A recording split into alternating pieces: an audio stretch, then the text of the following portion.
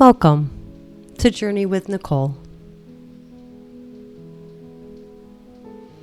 Before I begin, I want to preface this by saying that my whole life I've been a caregiver, whether it was animals, children, or the elderly. I have spent a lifetime trying to protect others from the kind of pain I've experienced. Because of that, what I'm about to tell you has been exceptionally challenging to process. Let me set the scene. I had been living in Florida for about 9 months. During that time, I had been hospitalized for complex PTSD, depression, and anxiety. I had left a toxic work environment to pursue an education as a dental assistant. I was the eldest in my class, and as the only white student in the department, I was acutely aware of how much I had to learn. Not just about dentistry, but about the unique cultural perspectives and lived experiences of the classmates surrounding me. After my hospitalization, I joined Al-Anon for continued support.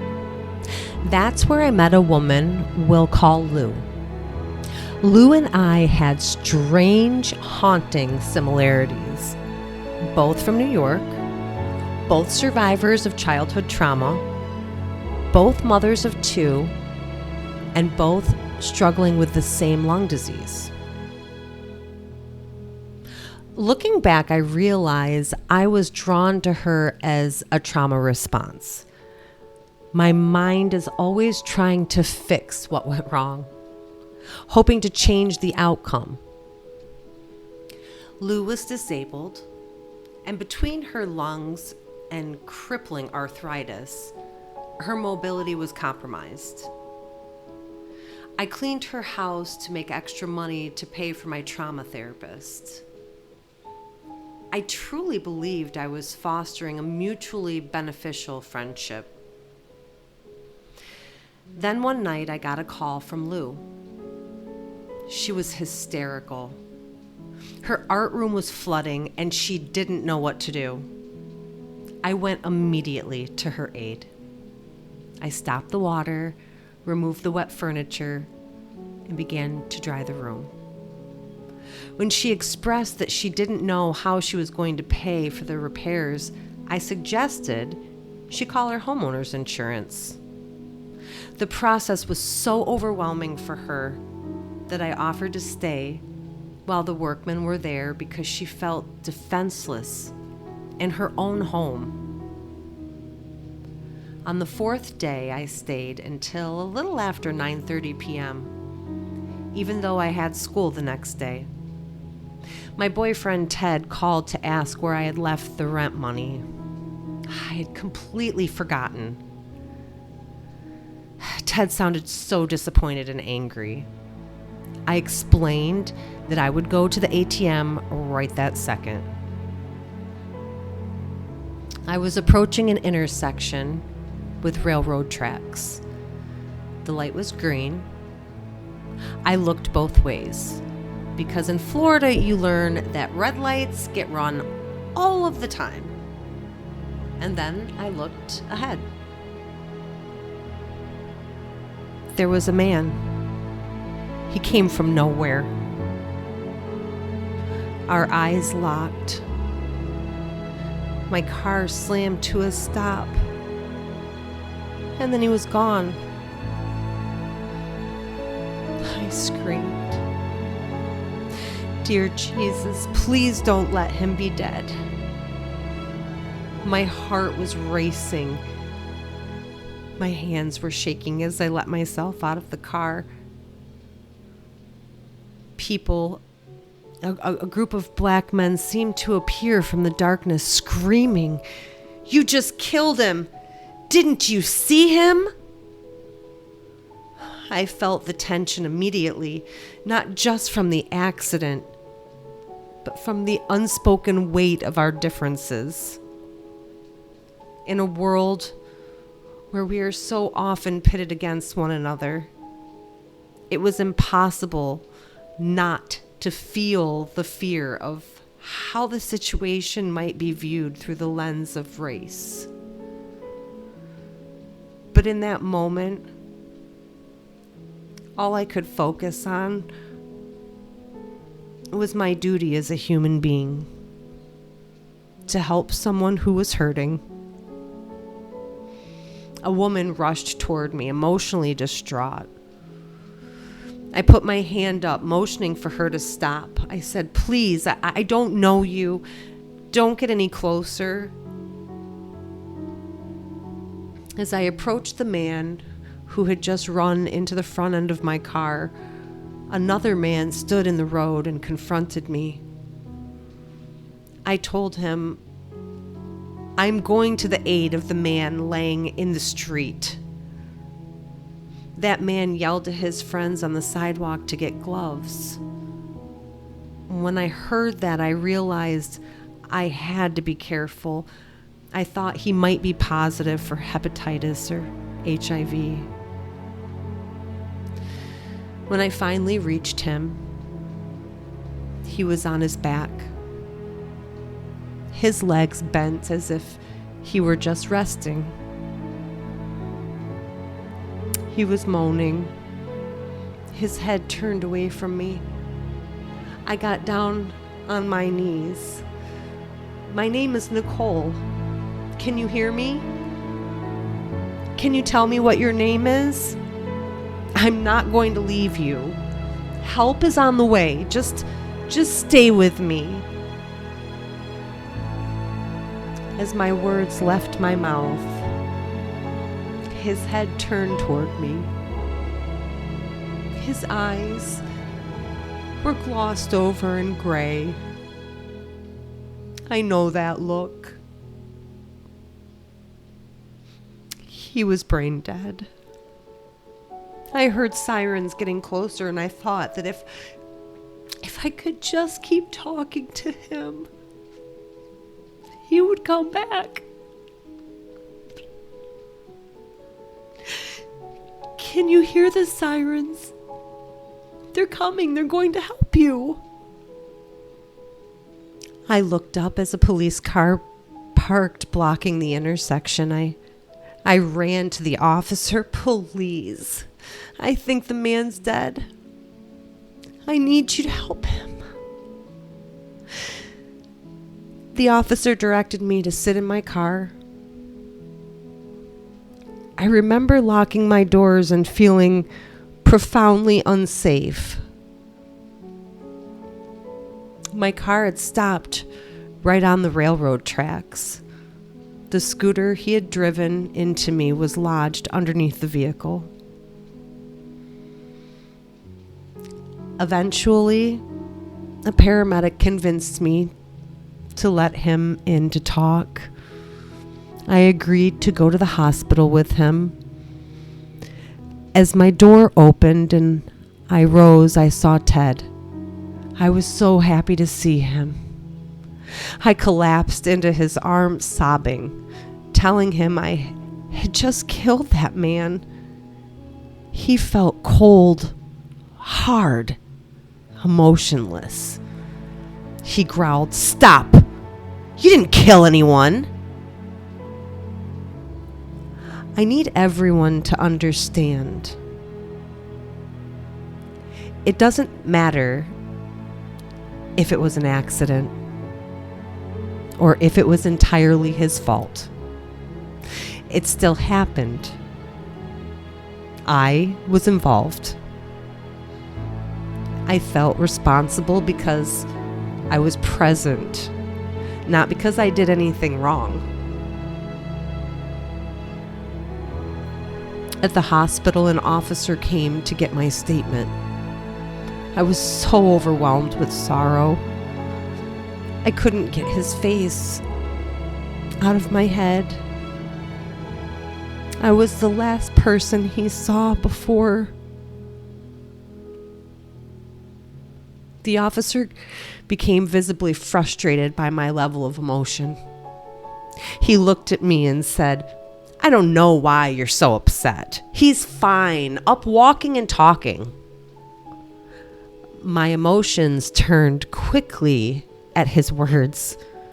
I said, "Don't patronize me. I know that man is dead. I know what brain dead looks like. I've worked in the field long enough." The officer left my room, telling the nurse that I needed something to calm down. They drug tested me 7 times. Every single one was negative. My emotions weren't about a substance. They were from a lifetime of horror that flooded all at once. Everyone around me acted like this was just no big deal. That it wasn't my fault, so I just shouldn't be upset. I guess I'm not like everyone else. I am mourning the loss of a human life that was taken while I was present. All of my connections were in Ohio and New York. I was in Florida, a whole world away from my support system, trying to navigate this life-altering event. I don't really recall telling anyone but my mom and dad. I don't recall people reaching out to me. I wanted so badly to go back into the hospital, but Ted said we couldn't afford it. My survival had a price tag, and I wasn't worth it. I knew that if I had sat alone with these emotions, I might never come back. The police, the hospital staff, even Ted, they all treated me with such coldness that I feared expressing myself anymore. I knew I needed a distraction. I knew that college was going to save my life. I reached out to my classmates in our group chat. I told them what had happened and that I needed to be at school, but I didn't have a ride.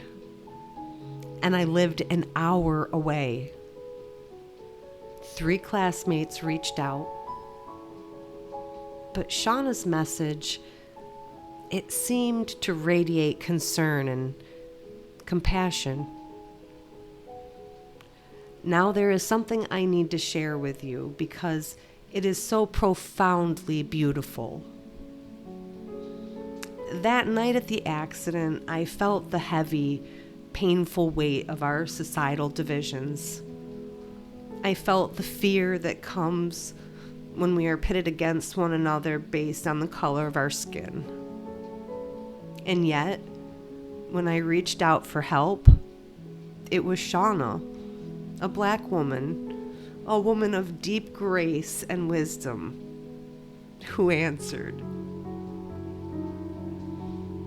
She agreed to bring me to school every single day until my car was repaired. It took 3 months. For 3 months, Shauna sacrificed her time and her energy to make sure I got to class. A beautiful friendship grew. Through the center of tragedy, I was delivered by an angel. When I first met Shauna, she was a single mother with a beautiful daughter. Since then, I've had the joy of watching her life blossom.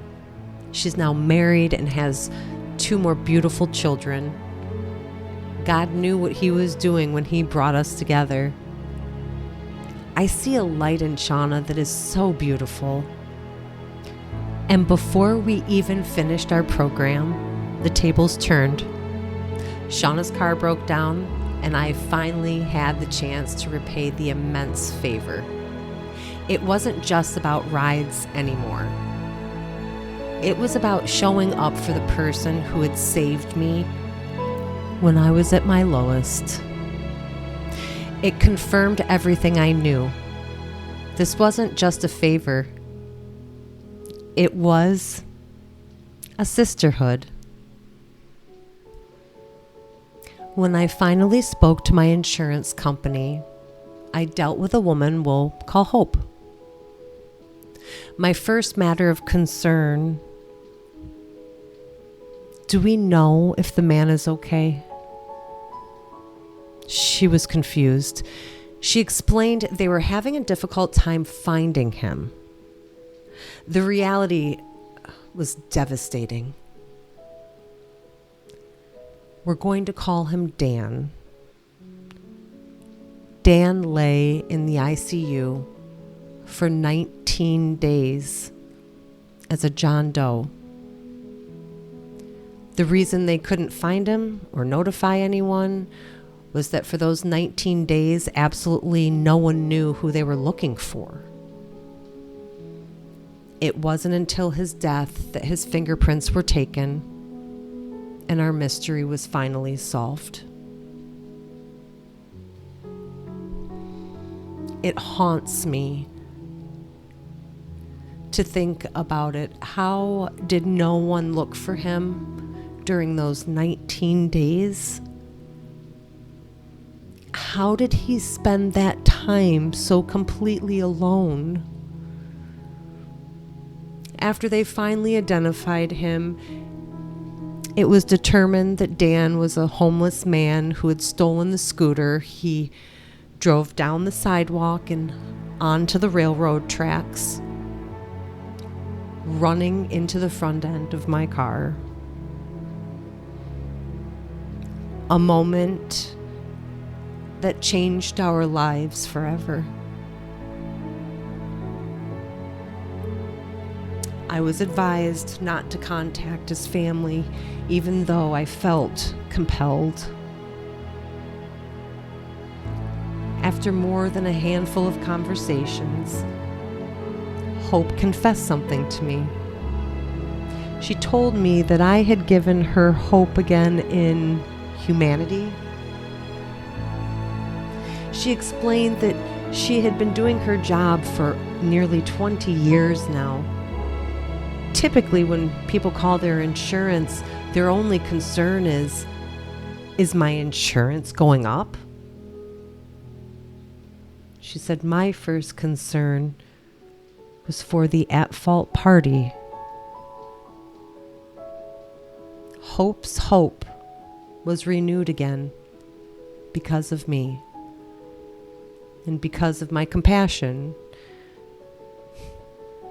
Next episode, I would love to introduce you all to the woman who became my anchor through all of this. Shauna.